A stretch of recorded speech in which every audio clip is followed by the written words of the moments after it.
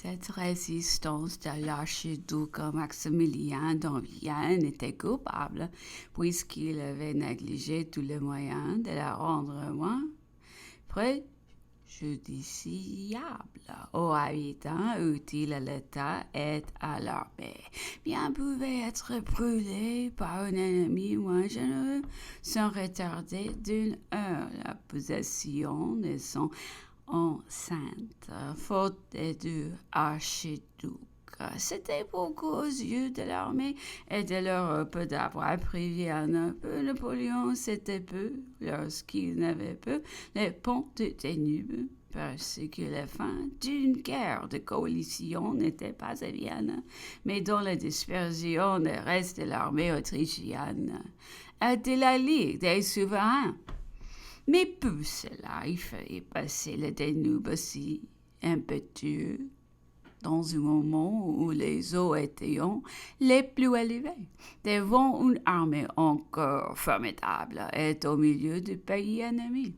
Cependant, les vrais de l'entrée des Français à Vienne vint confirmer dans les culs et chez les peuples d'Allemagne.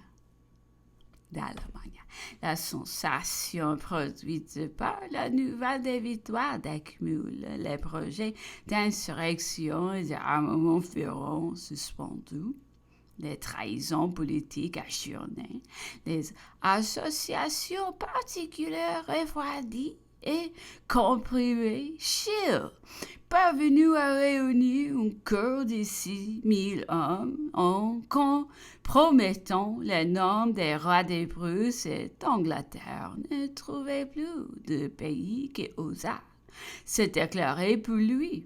Les cabinets de Londres même se ressentirent de l'influence de ses triomphes. Les intrigues et les indécisions de son ministère n'en feront pas peu augmenter.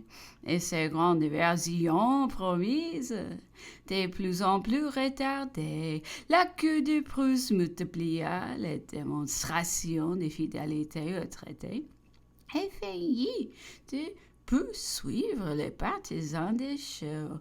Celle de Russie, notre allié en apparence, se décida enfin à nous fournir son contingent. Elle mit en mouvement sur la Galicie un corps de 15 000 hommes, beaucoup moindre qu'il les porteurs ces engagements. Et encore pense-t-on généralement que les Russes ne s'avanceront que pour contrarier les progrès très rapides des Polonais et surtout le principe.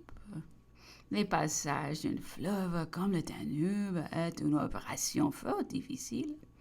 Il ne suffit pas d'avoir un pont et de passer à l'autre rive. Il faut déboucher au-delà, se maintenir, conserver le pont quand on considère l'effrayante immensité des objets nécessaires pour une telle construction et leur fragilité, ainsi que la terrible violence des obstacles qu'il faut vaincre. On ne peut à concevoir que de telles opérations réussissent sans jamais. Ici, il fallait traverser d'abord un premier bras du Danube large de 133 un second bras de 143 où se trouvait le grand courant séparé du premier par une île large de 103. Après cela, on était encore arrivé que dans la grande île de Lobau. Planté d'arbustes coupés de petits canaux, il fallait enfin traverser pour atteindre la rive gauche, un troisième bras, dont la largeur variait de 50 et 73. Le Danube, en cet endroit, est divisé en tant de bras parsemés de tantilles, qui c'est tout véritable labyrinthe, à l'abri duquel l'ennemi pouvait approcher beaucoup de nos travaux.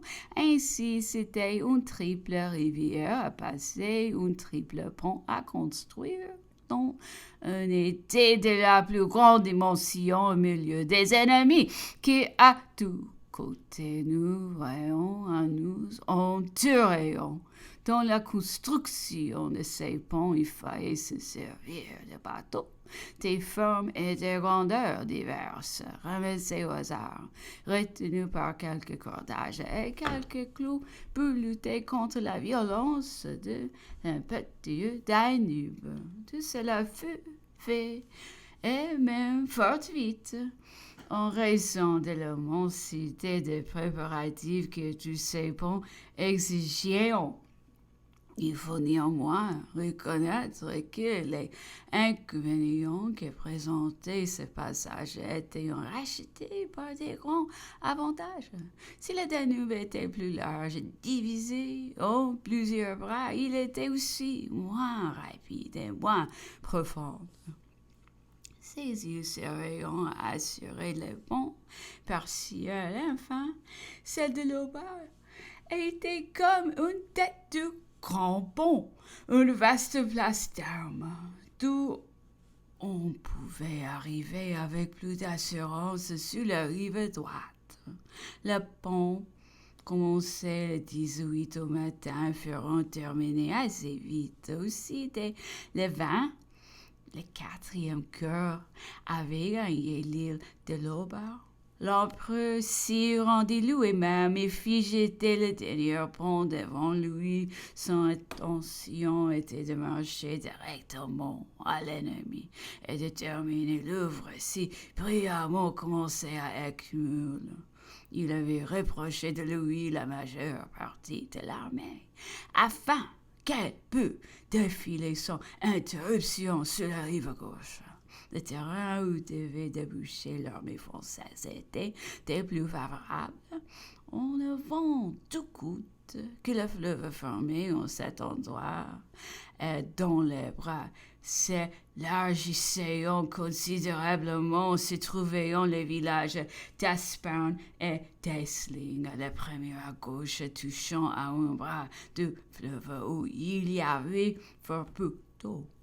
Le 12e à droite à 303 en face du saillant du Danube, plus à droite encore, et à égale distance des fleuves se trouvent les bourgs d'Enserdorf. Entre Aspern et Essling, il y a 1 millier de toises, et à peu près autant entre Essling et Enserdorf. Les 2 premiers villages bâtis en maçonnerie enterrés des petites levées de terre, présentant des espèces de forts très aisés à défendre, de excellents appuis pour notre ligne, couverte aussi par une base fond au fossé. Cette ligne pouvait être tournée, il est vrai, par ces 2 flancs, au-dessus des lignes du côté d'Enserdorf, et sur le derrière d'Aspern, où le petit bras du Danube était facilement guérable. En avant des villages s'étendait une plaine immense, parfaitement unie, sans ruisseau ni le moindre obstacle. On n'y apercevait que quelques villages au milieu des moissons verdoyantes. C'était le terrain le plus favorable pour 2 armées égales qui avaient à disputer des bravures et d'habileté. C'est l'État aussi pour une armée inférieure qui aurait à lutter contre des forces supérieures à l'aide des villages indiqués. Napoléon, plein de son projet de marcher à l'ennemi, n'attendait que d'être rejoint par une partie de l'armée.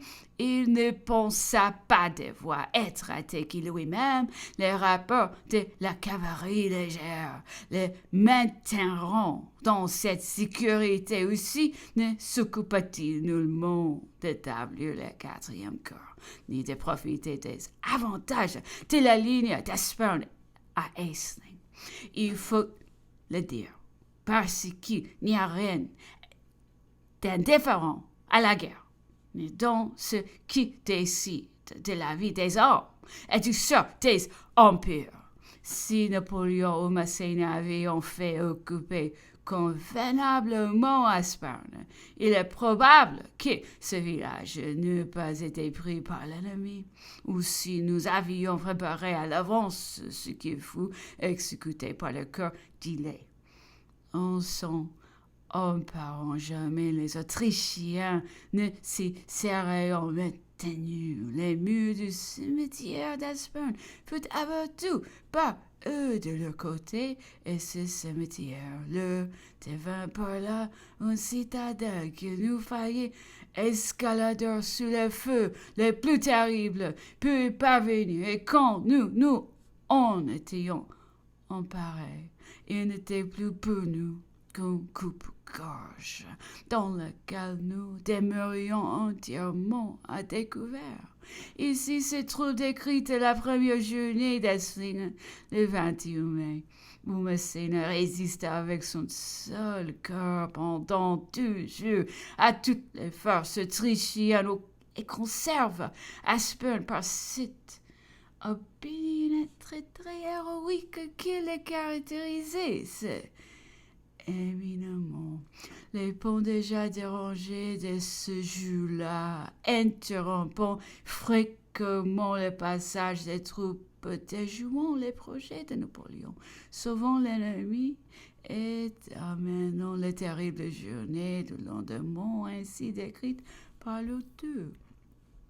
Tant de terrorisme dans la défensive de Massena et de ses braves avait produit la plus grande sensation au milieu des deux armées et singulièrement augmenté chez nous l'ardeur pour attaquer le lendemain et l'espoir d'une complète victoire. Napoléon, renforcé par les courtes élan, veut attendre l'arrivée de Davout et de la réserve pour faire sa grande attaque.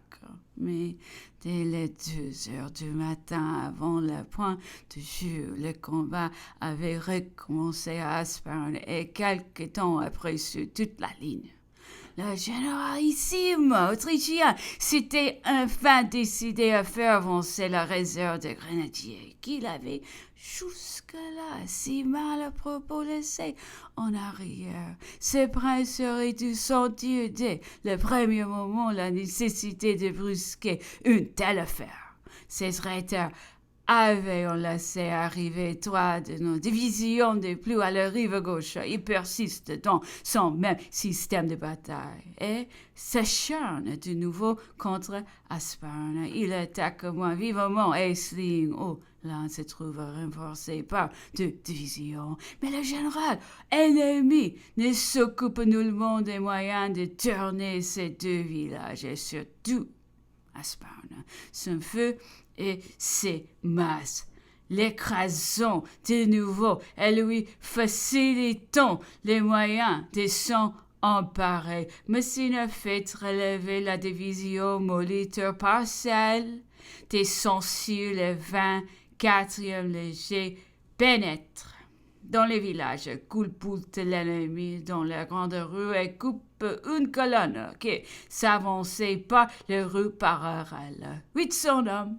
dont 11 officiers et tout général avec 6 pièces de canon, sont enlevés en conduite dans l'île de Lobau. Le 24e finit par être repoussé.